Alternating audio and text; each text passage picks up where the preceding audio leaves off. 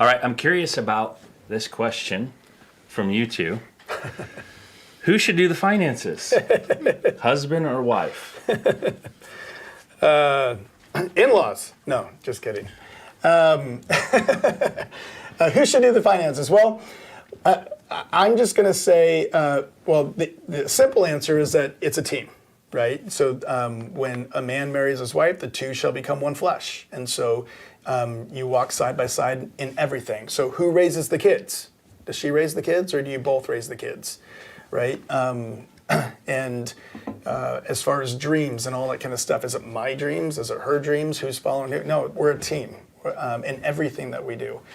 And so we both do the finances. Practically speaking, what happened with us in our testimony is that when we first got married, Lynn was working at a bank, and she's just more administratively minded than I am. I hate administrative stuff. I like people stuff. I like getting my hands dirty. I hate administration.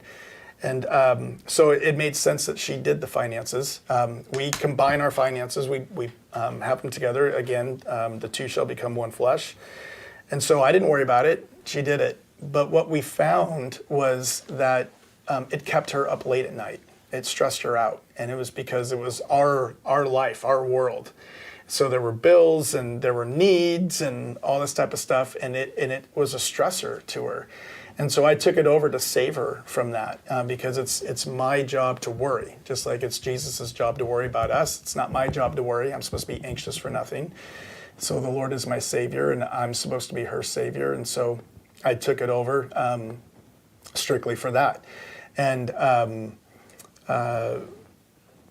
again, the way I treat it, it's our money. And so the only time I ever say no to her about anything that she wants is, can you wait till payday? And she has to say yes, because she's a believer. That's right. And so I want to, I wish in fact, I apologize to her all the time. I'm sorry that we're poor. Because I wish I could give her everything, right? Money and gold I don't have. That's right. But I'll give you the what gospel. I do give you. Yeah. So we live in a hut. Hey, you picked him. That's right. But to be a team, it needs to be, I don't know how to say this any other the way I'm going to say it, but it needs to be worth it to her, It's like, Why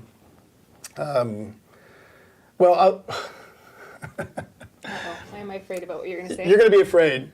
People will be offended. But the passage is, you don't muzzle an ox, right, as he treads out the grain. That's the passage, right? And so what the Old Testament passage is, you put a muzzle on a ox as he's pulling the plow, and he doesn't get to eat the grain, right? And you're like, stop eating the grain, that's my profit, and stuff like that. And there are people that will do that they'll muzzle their partner and keep them from grazing and stuff like that. What joy. It's like one of the things that changed our life was listening to Dave Ramsey because the biggest thing really was getting out of debt. And when we got out of debt, we had freedom. And when we had freedom, we had joy, right? And so what's the point of going to work when you get all this money and you don't get to live, right? And so get on the same page and start, and I would suggest if you can't get on the same page, then just listen to Dave Ramsey for now and say, we're going to do this for now until we get good at it. And then if you want to, adapt later, then adapt, but at least get on the same page.